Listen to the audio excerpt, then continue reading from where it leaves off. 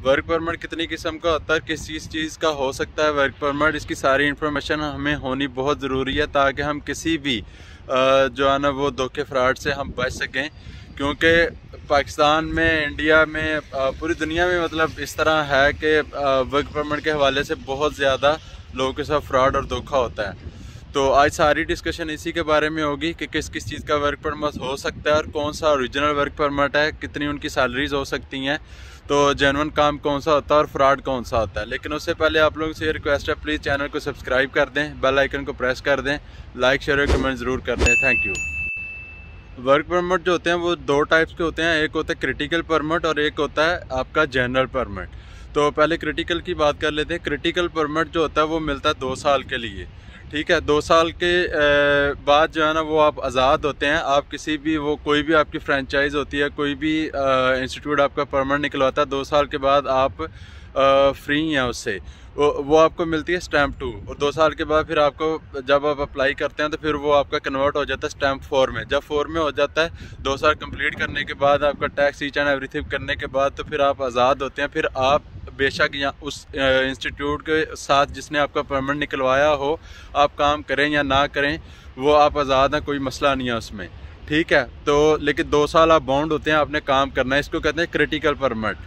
तो 2 साल के बाद फिर आप वहाँ पे रहें, आप आज़ाद काम करें, कहीं कोई और आपके पास स्किल है, कोई और काम कर सकते हैं, आप किसी रेस्टोरेंट में करें, किसी और शॉप पे रिटेल की में करें, किसी सिक्योरिटी में करें, वो आपको कोई मसला नहीं है उसमें कि जी आपने उसके साथ रहना है।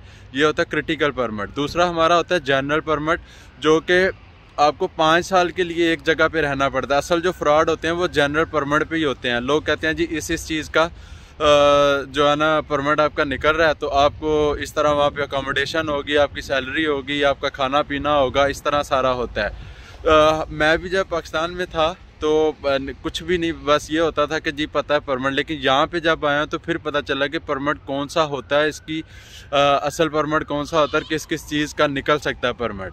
तो जनरल परमिट को डिस्कस कर लेते हैं कि उसमें जनरल परमिट में 5 साल का आपका परमिट होता है सर। उसमें आपको 5 साल जिस भी, चाहे आपका शेफ़ का निकलता है, चाहे आपका कोई नर्स है, डॉक्टर है, उसका निकलता है, या कोई डेयरी फार्म असिस्टेंट कहते हैं जिसको, जिधर भी डेयरी फार्म में क्या होता है, आपने दूध निकालना होता है और उनको चारा वगैरह डालना होता है, बल्कि डालना तो नहीं, यहाँ पे चराने जाना होता है, उनको देखना होता है। इसको कहते हैं जी डेयरी फार्म असिस्टेंट का जो निकल आया परमिट, ठीक है। 5 साल आपको वहाँ पे काम करना पड़ेगा।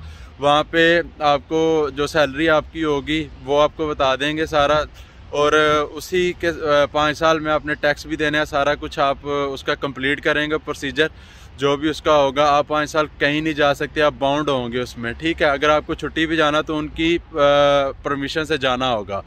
तो 5 साल आप कंप्लीट करेंगे, उसमें टैक्स देंगे। 5 साल के बाद जाके फिर आप जो है ना वो अपनी टैक्स वगैरह और सारा कुछ करके फिर केस एक रेडी करवाते हैं, फिर जाके आप पासपोर्ट के लिए कहीं अप्लाई करते हैं।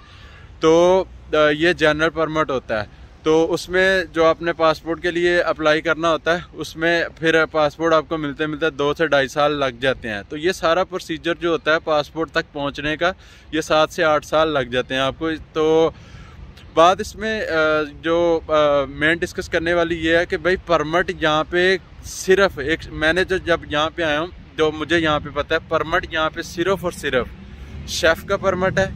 उसके बाद अगर कोई निकलवा दे तो पहली बात है निकलता नहीं है, और अगर कोई निकलवा भी देता तो बहुत ज़्यादा पैसे लेते हैं। जो मेरा नहीं ख्याल, जो मेरी ऑब्जर्वेशन यहाँ पे रही है और मेरा जो एक्सपीरियंस है कि इतने पैसे दे के यहाँ के लिए आप आएँ और यहाँ पे फिर आपने इतनी ठोकरें, इतनी मारें, इतने साल, वो ज़ाये जाता है सारा इतना पैसा भी।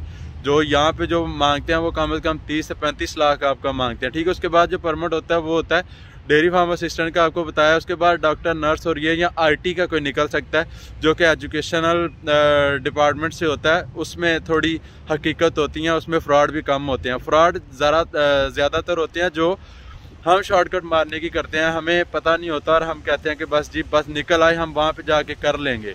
ऐसा कुछ नहीं होता मेरे भाइयों। अब बता तो सब ही देते हैं कि जी परमिट निकल जाएगा, ऐसा हो जाएगा, वैसा हो जाएगा, लेकिन अगली जो है ना मंजिल वो कोई नहीं बताता। तो मैं अगली जो है असल मामला क्या होते हैं यहाँ पे दिखाते कुछ है, होता कुछ है, वो आप लोगों को बताना चाह रहा हूँ कि हकीकत क्या है यहाँ पे।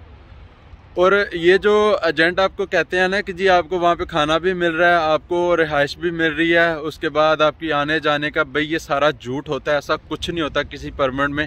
आपको यहाँ पे जब आते हैं आप अपने सारा कुछ खुद करना होता है, ठीक है। तो बराए मेहरबानी इसकी आप लोगों को इन्फॉर्मेशन होनी चाहिए, आपको सारा पता होना चाहिए। ये 2 से 4 परमिट है जो निकलते हैं, इसके अलावा कोई नहीं है। कोई यहाँ पे किसी टैक्सी ड्राइवर का कोई परमिट नहीं है, कोई सिक्योरिटी का परमिट नहीं है, कोई यहाँ पे वेटर का परमिट नहीं है। ये सब झूठ है।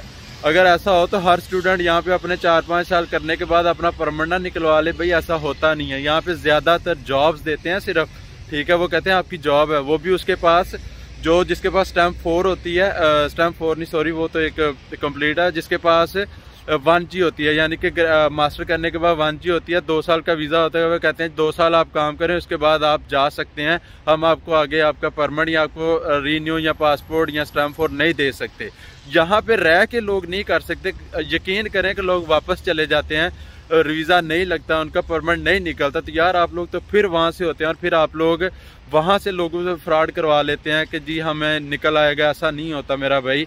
मेरा कज़न था, उसने पूरे 2 साल घर बैठा रहा कि मेरा पोलैंड का परमिट निकलना है, ठीक है। पूरे 2 साल पैसे भी दिए, बाद में वापस लेना मुश्किल हो गया, ठीक है।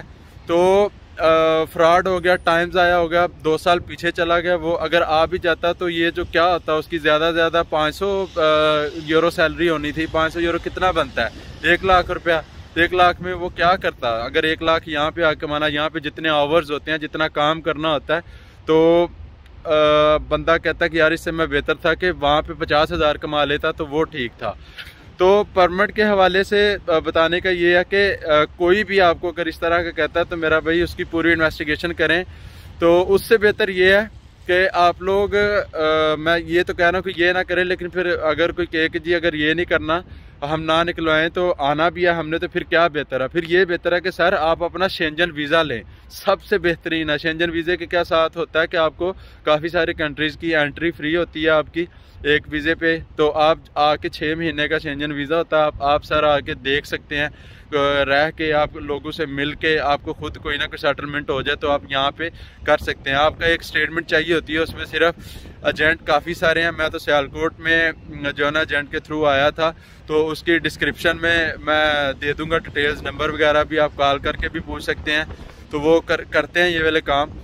तो सर ये सबसे बेहतर है कि आप शेंजन पे आएँ, खुद आके देखें, ऑब्जर्व करें, आपको समझ आती है ठीक है, नहीं आती तो आप 6 महीने के बाद वापस चले जाएं, बजाय इसके कि आप 30-35 लाख दे के किसी को फंस जाएं।